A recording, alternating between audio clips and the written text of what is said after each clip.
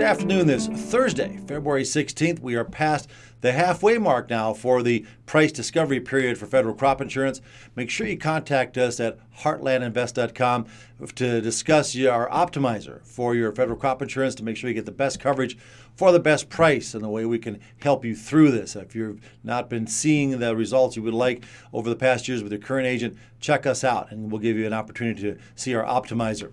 Now, for the forecast of the markets, we have seen a pullback from highs made this week. Monday was a big day for soybeans. They couldn't best the 1548 area by much, got to 1555.5, and a big setback this week, dropping some 40 cents off those highs, but consistent with past pullbacks, about 40 cents. Then she turns around and goes back up and make new highs. We don't know if there's a top in or not. With the action we've seen this week, it's just a correction for now. Whether we look at when we get to these bean charts, corn charts, we can still see a resurgence with a 3-day weekend coming up. No markets on Monday. You know, Friday could be a rebounding day after the weakness we've seen this week. And you'll see it on the charts how that's a possibility. Let's take a look at what the National Oceanic and Atmospheric Administration put out today. Issued today on February 16th, it is our monthly outlook for March in the upcoming month, and this includes precipitation as well. Colder temperatures in the north, we go back into the deep freeze up here. The Midwest, pretty much equal chances of anything, but a warmth remains in the south, warmer than normal. Precipitation, though, picks up in Montana, North Dakota, the spring wheat areas, northern Minnesota, good moisture, better than possible probabilities. Of course, outliers here, South Dakota through western Iowa, yep. Kansas, equal chances of moisture probably returning, which is at least it's not like southern Texas below and Florida. We're not seeing that. There is chances of moisture, but it looks like the northern plains, along with a good chunk of the Midwest, is going to get some moisture here in the month of March ahead of the growing season. Something I'd like to bring to your attention, and that is the Brazilian crop. As they are harvesting and getting underway, the large record crop in Brazil, there's a trend that's been going on since 2010. Total grain production and total grain capacity was almost matched in 2010. Here's on the left is your production, on the right is the ability to store it. But as they exploded production, as the years progressed, the storage never kept up the trending pace. And now in 2023, they have a 100 million metric ton deficit from capacity to production. And this means there's grain that is going to be sold off the combine quickly.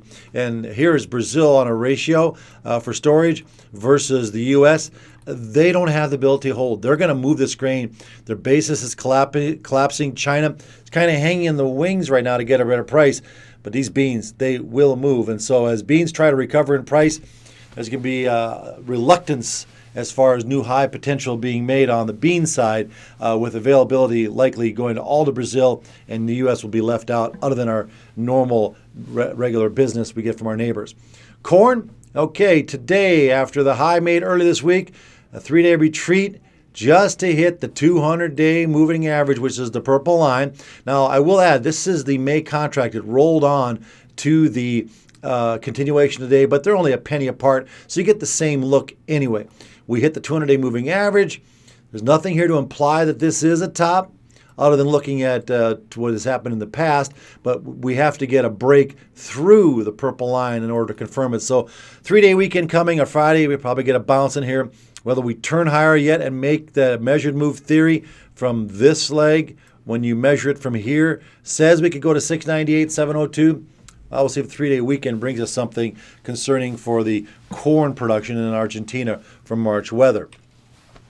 The December corn chart, under pressure today, and I wanted just to note this here, it's still looking like the potential for a rally, but under pressure compared to the November beans, as of course there's a growing chorus that the acreage for corn might be more than 92 million acres with the recent decline in fertilizer prices since late last fall into present day, that there could be some dialing up of fertilizer purchases and more corn acreage. And so beans are getting a little bump here, which this maybe could allow for a retest of $14. And I showed that March weather modeling just to get an idea that we're not dealing with the Midwest drought. I mean, there's going to be moisture. The question is, are we going to be dealing with too much moisture in April and May? Well, we'll cross that bridge when we get there. On the daily continuation chart, again, May has taken over the spot, but it's not so much this chart, which we really can't deduct any kind of high here yet. Still trending higher. It's the intraday 6-hour chart I find interesting, going all the way back to October. I mean, look at this thing continue to hold every break. Now, we're going to zoom in here. Again, this is the May contract came on today, but even March traded below the moving average and the trend line. It got down to 16.5 as of yesterday. And so it too had toyed with this trend line. It always does this and then somehow survives. So maybe on Friday we get a bounce as we go into the 3-day weekend, as they wonder how we're going to look at the weather models when we come back. There is rain in the 10 to 15-day models, but they want to see that moving forward, coming in kind as we get to Monday and Tuesday of next week. Otherwise, we're going to press. But with the willingness of Brazilian farmers to sell, I just don't think we're going to see this high taken out. We could see a recovery, maybe start creating up a left shoulder, new hot top, and then a right shoulder, and then a break. We'll see. That's just something I'm aware of. And seasonally, we're due for a high in here soon. On bean oil, we did talk about how the spreads would probably split, and we have seen it. Meal broke for 3 days this week, while the bean oil finally turned up. Bean oil probably experienced resistance another $1 higher. Once it gets to 63.5, 63.50, if that's part of the lift in beans, along with soybean meal recovering, meal should encounter big resistance near 63.5 or higher. Kansas City wheat hit 50% retracement mark and retreated. Just like the other contracts, this is the May now coming on, but the moving average value is holding.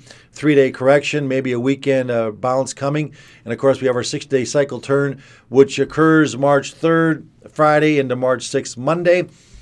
You know, a while ago we thought maybe it was low, but obviously we have to work with the marketplace, and this is probably setting up for a high, and maybe that is our period to get very aggressive on finishing up our old crop wheat sales and getting more new crop sales on if this price rise can continue.